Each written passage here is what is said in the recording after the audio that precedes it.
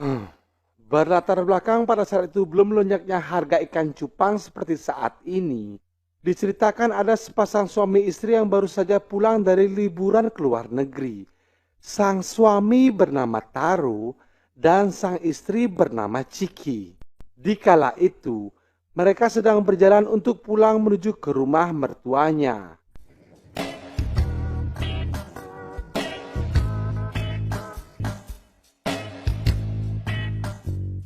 Nah, sesampainya di rumah, mereka pun sudah dinantikan oleh sang ayah tercinta yang bernama Sugyon. Terlihat, Sugyon ini telah lanjut usia, dan di usianya yang sudah lansia ini, Sugyon pun telah divonis telah mengidap penyakit jantung stadium 8. Lalu, Sugyon pun memberitahukan kepada Ciki bahwa ia sudah menemukan pengganti ibunya yang telah lama meninggal. Tanpa menunggu lama dari alam baka, muncullah sesosok ibu yang bernama Sobami.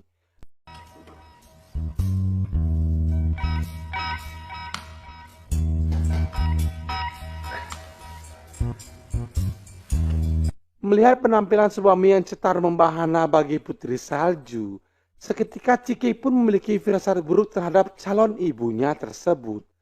Dan lalu dengan wajah kusutnya, Ciki bersama Taro pun berlalu pergi tanpa sepatah kata.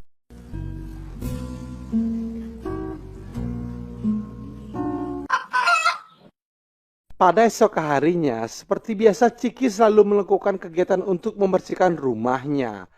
Nah, ketika pada saat mencuci piring, Ciki melihat Sobami yang sedang duduk santuy sambil stalking-stalking IG-nya.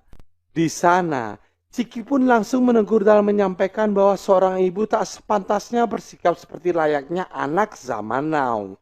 Akan tetapi, Sobami dengan slow-nya tak memperdulikan ocehan dari Ciki pada saat itu. Lanjut cerita, dikarenakan Ciki akan pergi untuk mengurus usaha keluarganya yang berada di luar kota, ia pun berpamitan kepada sang suami tercinta. Lalu, saat jam makan siang, Tario sedang makan mie kober. Secara kebetulan ia melihat Sobami yang sedang jentat-jentit. Melihat bodi Sobami bak gitar Spanyol, di sana Taro pun merasa grogi. Dengan keimanan yang cukup tebal, Taro pun mencoba menahan sang naga birawa agar tidak terbangun dari tidurnya. 입맛에 맞아서 다행이네요. Setelah menikmati pemandangan yang begitu indah dipandang mata, Taro pun bergegas untuk menemui teman lamanya. Di sana, ia pun menceritakan mengenai istri dari mertuanya yang begitu menggugah selera. Nah, sebagai sahabat yang baik, di sana temannya tersebut memberikan saran beserta motivasi agar Taro mencoba merayu istri dari mertuanya. Setelah ia mendapatkan wejangan dari sahabatnya tersebut, Taro pun beranjak untuk pulang ke rumahnya. 가게 젖을 정도로 쭉쭉 에이, 장모님인데요. 은정이랑 떡지네가 그러는데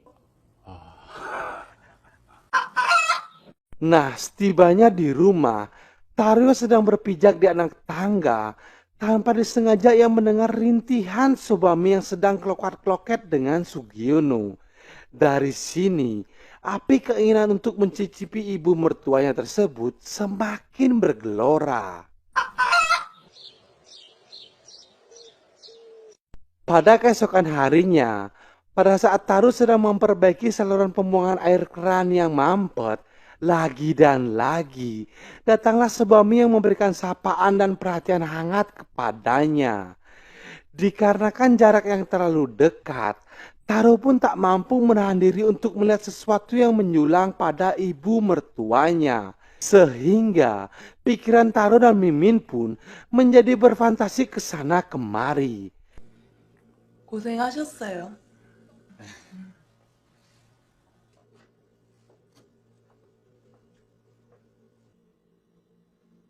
Yang lalu, Taro yang goblok ini kembali menceritakan kejadian barusan kepada dua teman liarnya. Di sana teman-temannya malah kembali meyakinkan agar Taru segera menyantap bakwa hangat milik istri mertuanya. Di sisi lainnya, pada saat Sobami di rumah, ia kedatangan seorang pengirim paket JNT yang namanya saya sendiri tidak tahu. Melihat penampilan Sobami yang begitu hot bagaikan bon cabe, membuat pengirim paket tersebut merasa tak tahan menahan godaan duniawinya. Bagaikan kucing yang diberikan tulang, ia pun langsung mencaklok dan melumat gunung kembar milik Sobami. Singkat cerita, Taru yang sedang asik berbincang-bincang dengan teman-temannya, tiba-tiba menerima telepon dari Sobami yang meminta agar datang lebih awal guna merayakan ulang tahun Sugion. Malam pun tiba. Sesampainya Taru di rumah, ternyata itu hanyalah akal-akalan dari Sobami agar dapat berduaan dengan Taru. Yang lalu, pada saat Sobami tertidur lelap, Taru yang tak tahan melihat lekukan tubuh ibu mertuanya. Dengan kekuatan dari sang naga, Taru pun langsung menjelajah gemulai tubuh dari Sobami. Dan untuk yang pertama kalinya, Taru pun berhasil merasakan goa dari Sobami yang terkenal nyedot dan juga hangat. 우리 서로 원하는 거 맞죠? Baru sekali diberikan jatah oleh ibu mertuanya, mengakibatkan Taru pun merasakan kecanduan akan sedotan goa dari Sobami. Tanpa ambil pusing, Taru yang merasa belum puas merasakan kelenturan goyangan dari Sobami. Lagi dan lagi, aksi kuda-kudaan pun tak terelakkan. Tak terasa Sugion dan Ciki pun telah kembali dari kota. Dikala itu, keluarga Cemara ini sedang melakukan kerja bakti di kebun mereka.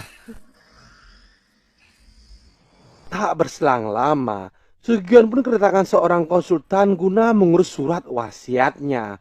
Akan tetapi pada saat itu, Sugion terlihat sedikit kebingungan kepada siapa ia akan melimpahkan seluruh harta warisannya. Di sana, konsultan tersebut menyarankan agar seluruh warisannya dilimpahkan kepada istri tercintanya. Tanpa ragu, Sugion pun melimpahkan seluruh harta warisan kekayaannya kepada Sobami.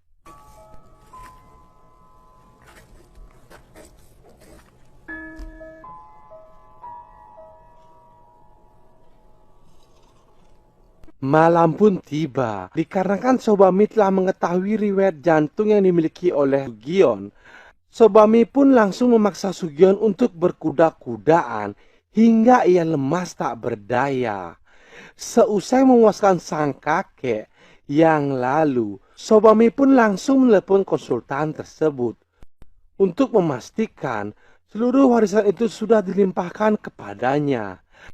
Dari sini bisa kita simpulkan bahwa di balik semua kejadian ini, Sobami pun memiliki rencana untuk menguras seluruh harta yang dimiliki Sugion. Merasa rencana telah berjalan lancar, Sobami pun kembali melancarkan aksi liciknya. Yang dikala itu, Sobami kembali memompa batang singkong Sugion. Hingga Sugion pun mengalami spot jantung dan kembali ke Yang Maha Kuasa.